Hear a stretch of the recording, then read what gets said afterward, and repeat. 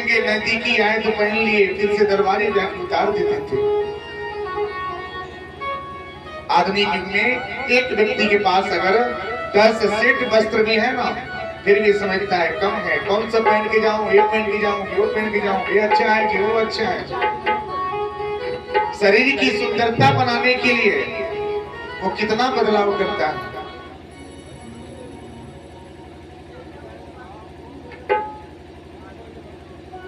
लेकिन आचरण को बदलाव लाने में वो सोचता नहीं है। कैसे सोचे? उसको भी तो सोचना चाहिए,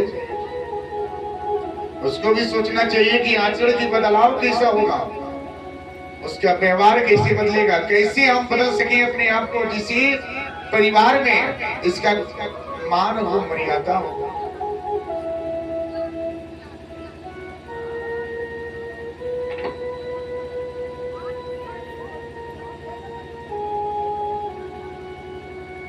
आत्मदेव चले जाते हैं, जाने के बाद सोए रहते हैं, रात को तो नींद नहीं आता।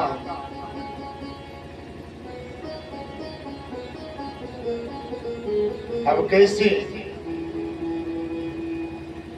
कैसे नींद नहीं आता हूं, कितना कष्ट में होते हैं, कितनी पीड़ा उनको होती है, कितना दर्द होता है।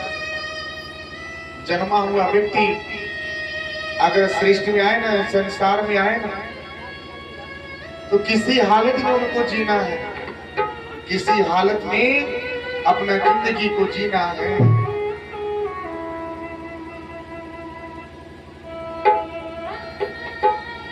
दुनिया में हम आए तो जीना ही पड़ेगा, जीवन है अगर जहर को पीना पड़ेगा। दुनिया में हम आए हैं तो जीना पड़ेगा, जीवन अगर जहर को पीना पड़ेगा। दुनिया में हम आए हैं तो जीना ही पड़ेगा, जीना ही पड़ेगा, जीवन है जहर को पीना ही पड़ेगा। दुनिया में हम आए हैं तो जीना ही पड़ेगा, जीना ही पड़ेगा, जीवन है जहर पीना ही पड़ेगा।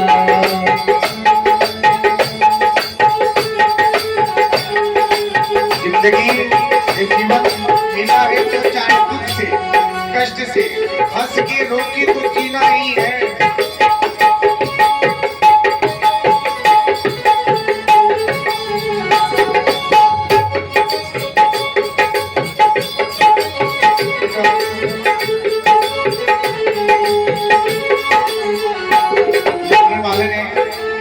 लिखने वाले ने कितना अच्छे शब्द को सजाया है, इतने अच्छे शब्द को सजाया है।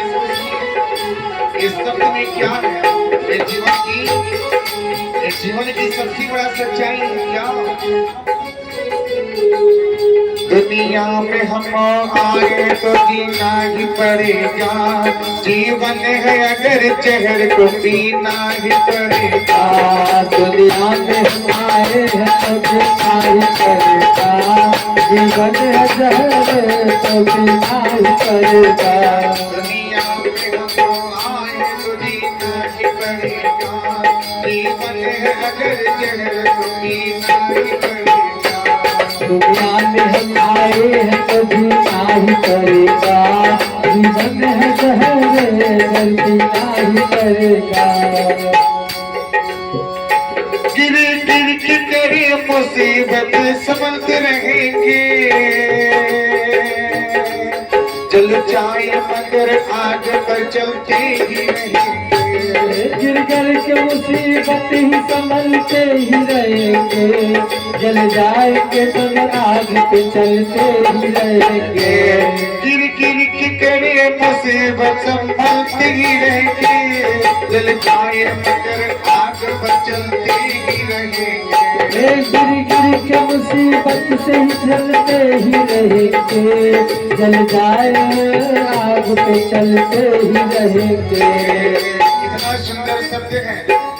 इस शब्द की बारीकी जानी है, लिखने वाले ने कितना लगाया है क्या?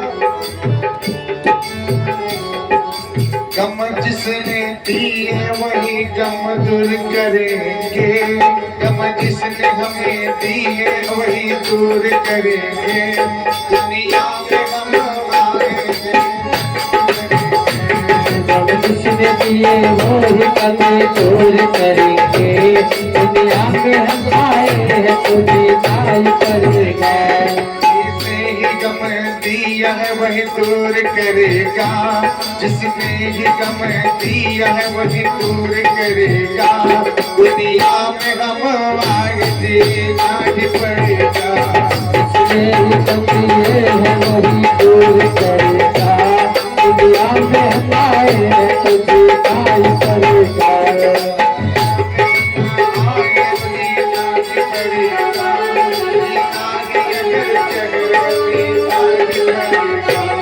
दुनिया में हम आए हैं तो जीना ही पड़ेगा, गम जहर है दूर। औरत का कदर करती है, दुख जानती है। एक औरत ही औरत का दुख समझ सकती है।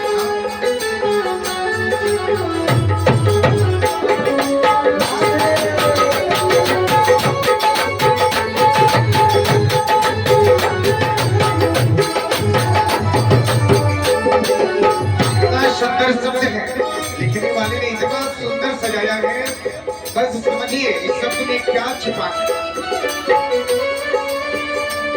औरत ही औरत जिसने दुनिया का शर्म है, संसार में बस लाज ही नारी का धर्म है। औरत ही औरत है दुनिया का शर्म है, संसार में बस लाज नारी का धर्म है। औरत ही औरत जिस दुनिया का शर्म है, संसार में बस लाज की नारी का धर्म है।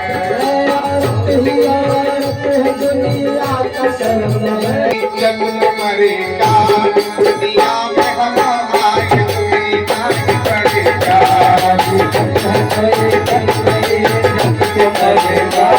दुनिया में हम आए हैं तो जीना ही पड़ेगा।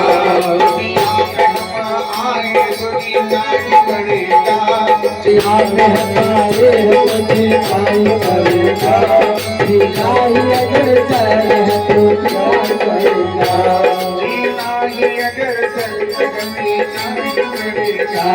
जीना ही अगर जहर है तो जीना ही करेगा। देखिए इतनी सुंदर शब्द को इतने भारी शब्द करके लिखने वाले ने लिखा है। भगवान जी को बोलते हैं कि मैंने नहीं देखा, मैं देखना चाहता हूँ। अरे भाई भगवान जी तो साक्षात आपके पास हैं, जो देख नहीं पाते।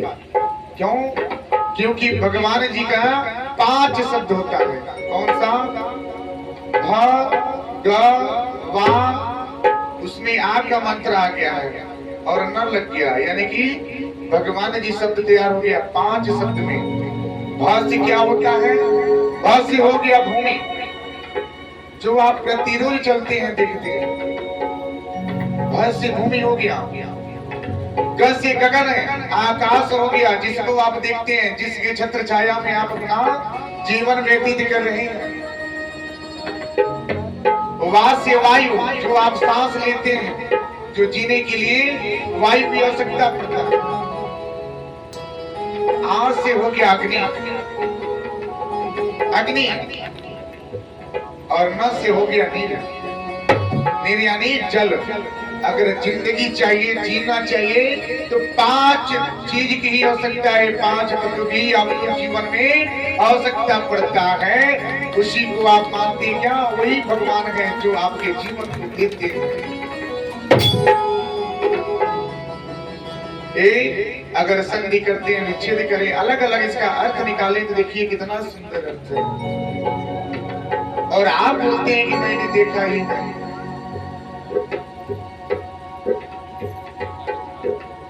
अब ये रात को सोते हैं, सोने के बाद नींद नहीं है, बोलते हैं कि अब अपना जीवन को क्या करेंगे? अंत करेंगे।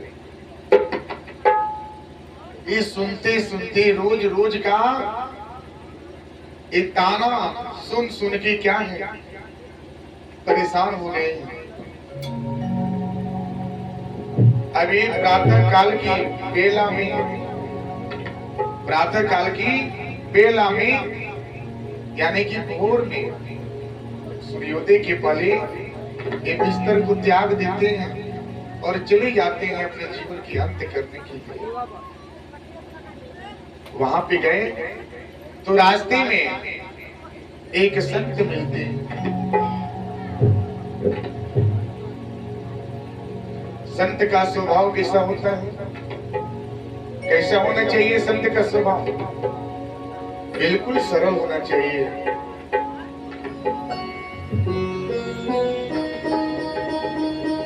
बोले मुनि सुनो भाई क्या, असंत नहीं होते अभिमानी।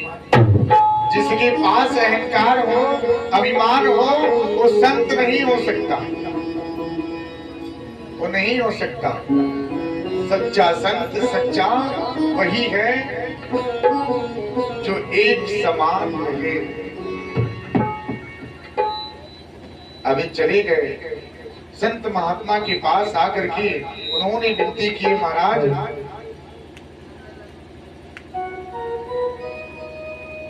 ताड़ने का वजह क्या था? मुख्य प्रसंग इसका यही है, ताड़ने का वजह क्या था? क्योंकि उनके पास संतान नहीं थे, संतान नहीं थे। अभी मैंने बताया कि संतान की प्राप्ति हो जाने पे माता पिता का भी व्यवहार वैसा होना चाहिए, उसके प्रति वैसा ही होना चाहिए। जितना जिम्मेदारी जन्म के पहले आप निभाते हैं, उससे आप 4 गुना ज्यादा जिम्मेदारी आप अपने पुत्र के साथ रखें। वो पुत्र कभी इधर उधर भटकेगा नहीं।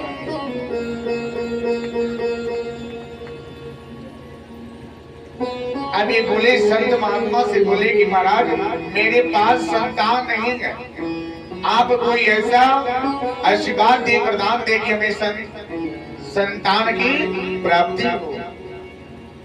महात्मा बोले क्या क्या गजब की बात है, अजब बात आपने कर दिया। मेरे पास 4 पुत्र हैं, मेरे पास 4 पुत्र हैं। 4 पुत्र होने के वास्ते मैं अपना जीवन जंगल में व्यतीत कर रहा हूं। क्यों? क्योंकि चारों ने हमें क्या किया है? अपमान किया है, घर से बाहर कर दिया। अगर आप बड़े पुत्र से प्रेम रखें, बड़े पुत्र से प्रेम रखें तो दूसरे के मन में क्या होगा? ईर्ष्या की भावना होगा कि जिस पिता ने जन्म दिया है आज बड़े का सम्मान ज्यादा करते हैं। 2 पैसा ज्यादा कमाता है इसलिए सम्मान ज्यादा होता है। छोटा वाला अगर थोड़ा कम कमाता है तो क्या हुआ? आज बड़ा कमा रहा है तो बड़ा मालिक हो गया घर का। कल दूसरे वाला ज्यादा अगर कमाना शुरू करते तो वो मालिक बन गया, बड़ा वाला पीछे छूट गया। उसके बाद तीसरे वाला अपनी जगह पे पैर पे खड़ा हो जाएगा। उससे ज्यादा अगर धन कमावे तो माता पिता क्या करते हैं? उसको मालिक बना देते हैं कि आज से घर की जिम्मेदारी तुम्हारी है, क्योंकि तुम कमाते हो। कुछ दिन व्यतीत होता है, छोटा वाले के हाथ में गया, छोटा वाला नहीं कमाता था, 2-4 साल के बाद वो भी कमाना शुरू कर दिया। आज के वो भी मालिक हो गया। बड़ा वाला भी छूट गया, बीच वाला भी छूट गया, तीसरा नंबर भी छूट गया। अब छोटे वाले से लाड प्रेम हो गया क्योंकि वो ज्यादा धन कमाता है। तो पुत्र के बिछड़ने का, पुत्र के व्यवहार, पुत्र के आचरण बदलाव होने के कारण कौन है? सबसे पहले माता पिता। क्यों? क्योंकि उन्होंने एक समान व्यवहार अपने पुत्र से नहीं रखा। अगर एक समान व्यवहार रखे होते थे तो आज वो घर बिखरता नहीं, टूटता नहीं। उस घर में आज भी प्रेम बना होता और आज भी बड़ों का कदर होता। क्योंकि बदल बदल के रिश्ते चलाना, बदल बदल के रिश्ते करना ये आपने चुना है। वही समय बदल जाता है, वही समय बदल जाता है। पिता की जब तक बल है, जब तक ताकत होता है, वो कमाते हैं, जब थक जाते हैं, थोड़ा कमजोर पड़ जाते हैं, तो बड़ा पुत्र कुछ दिन सहारा बनता है। वो भी थक जाता है, बोलता है कि 4 पुत्र को जन्म दिए हैं तो अकेले मैं क्यों करूं, जाइए उनके पास जाइए, उनको भी तो आप मानते थे। पिता उनके पास जाता है, कुछ दिन उनमें गुजारा हो गया, वो भी ताड़ दिया, तीसरे में चला गया, वो भी ताड़ दिया, चौथे में चला गया, वो भी ताड़ दिया। अब पिता का उम्र होते हुए क्या करता है, सोचता है क्या कि मैंने क्या किया,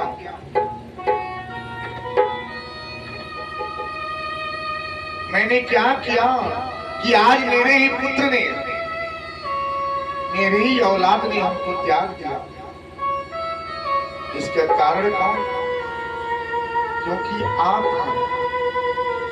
आपने एक समान व्यवहार नहीं रखा। आज बड़े होने का फर्ज निभाया, ये बड़ा लड़का गया, कल दूसरा होगा, तीसरा होगा।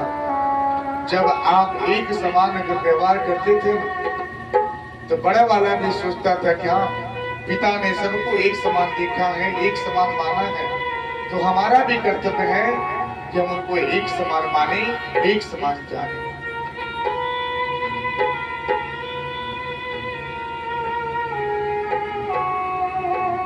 गम की ये दुनिया में आने वाले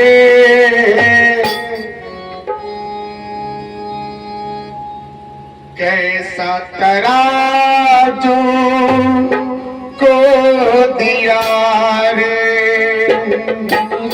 दुनिया में आने वाले कैसा तराजू तोल दिया रे, माया की दुनिया में आने वाले कैसा तराजू को दिया रे, माया की दुनिया में आने वाले कैसा तराजू तोल दिया रे।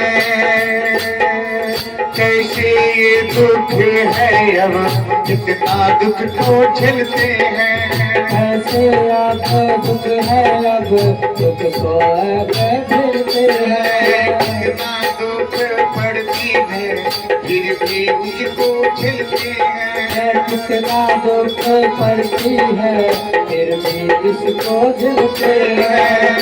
गम की दुनिया में आने वाले ऐसा तराजू बनाया रे, गम की दुनिया में आने वाले ऐसा तराजू बनाया रे, गम की दुनिया में आने वाले ऐसा तराजू बनाया रे, गम की दुनिया में आने वाले कैसा तराजू बनाया रे, जिसको देखो उसके पास एक नई कहानी है, इसके पास देखो उसकी नई कहानी है, जिसको देखो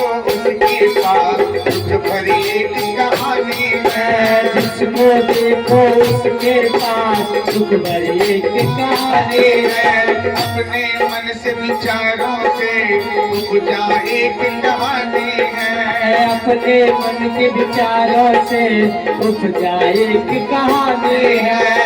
कैसा ये दुनिया कैसा बतावे तुमने आज सजाया है, कैसा ये दुनिया कैसा बतावे हमने आज सजाया है, जिसको भी देखो उसके पास एक दुख भरी कहानी है। जिसको देखो उसके पास एक दुख भरी कहानी है। मेरा दुख अब तो कितना सुनाने है। मेरा दुख अब भरी कहानी है। दुनिया में अब आए हैं, कैसा बड़ा बनाया है। दुनिया में अब आए हैं, कैसा बड़ा आया है। राजू में अब देखो बड़ा आया है। पलराए अब दुखों से, कैसे दुख आया है।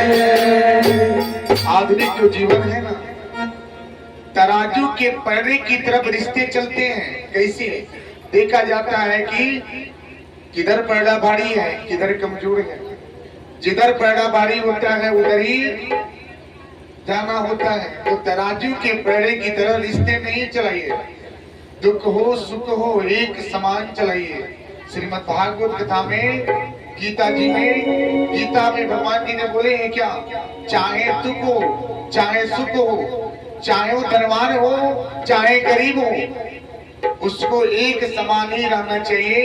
एक समान होकर के जीवन व्यतीत करना चाहिए।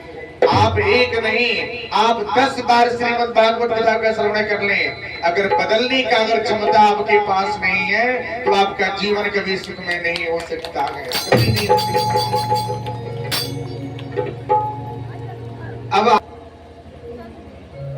भगवान शंकर जी और पार्वती जी में एक प्रश्न आके छिड़ गया। क्या छिड़ गया? पार्वती जी के मन में एक विचार आया। भगवान जी से बोले कि हे प्रभु, मेरे पास क्या है, एक प्रश्न है, हम बहुत चिंतित हैं। माता ने बोली, ऐसे प्रश्न मन में आया। माता जी ने भगवान जी के सामने पेश कर दिया।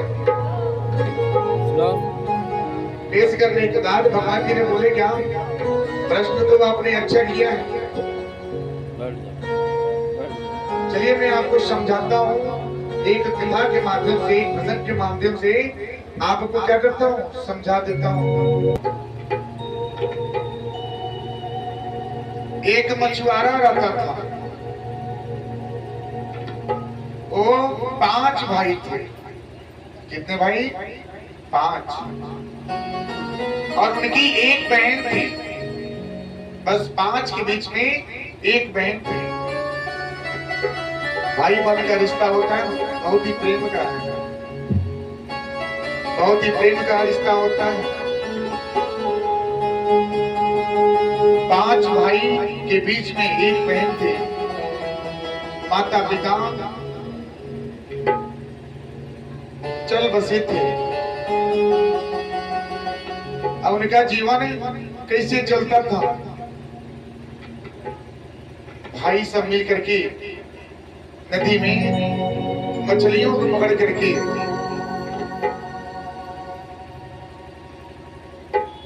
बाजार में बेचते थे। और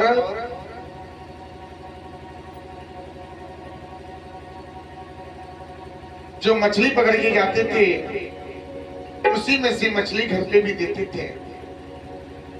वो बहन क्या करती थी, घर की सफाई करती थी, चौके बर्तन का कार्य करती थी।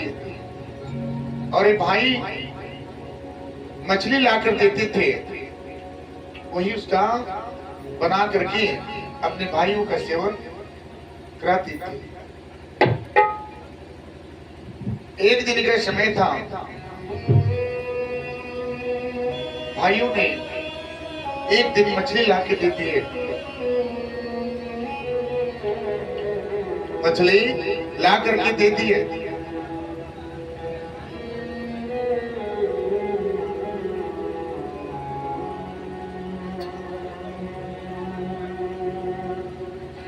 गर्मी ये प्रश्न है, ये प्रश्न है ना।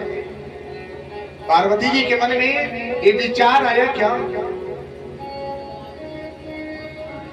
पार्वती जी के मन में ये विचार उत्पन्न हो गया क्या कि प्रश्न भगवान जी से कैसे पूछे, क्यों पूछे? उन्होंने बोले कौन सा प्रश्न आपको सताए जा रहा है?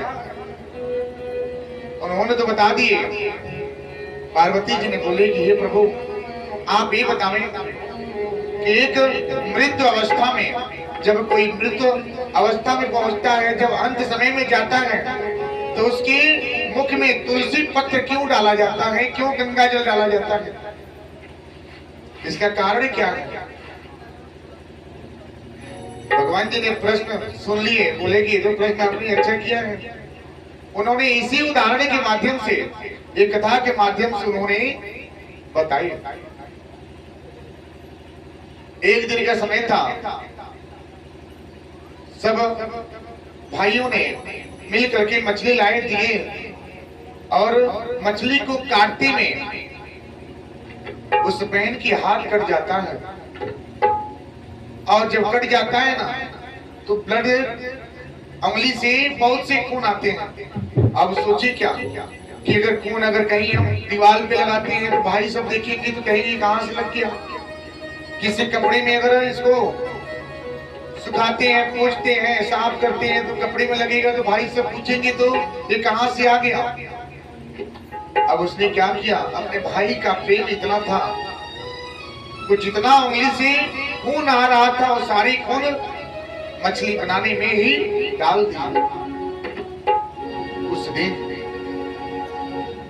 भाइयों ने भोजन किए, बोले इतना स्वादिष्ट भोजन कहां से आया है, कैसे आया है?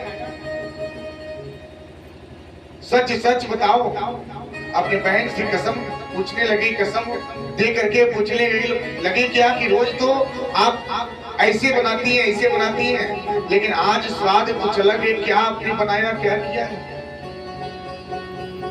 अब कसम लेने के बाद बहन ने सारी बात बता दी।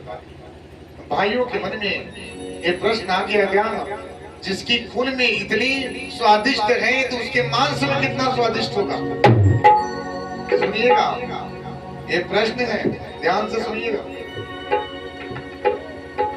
जब उसके खून में इतना स्वादिष्ट है, एक बूंद खून अगर उसमें गया तो कितना स्वाद बन गया, तो इसके शरीर में, इसके मांस में कितना स्वाद होगा।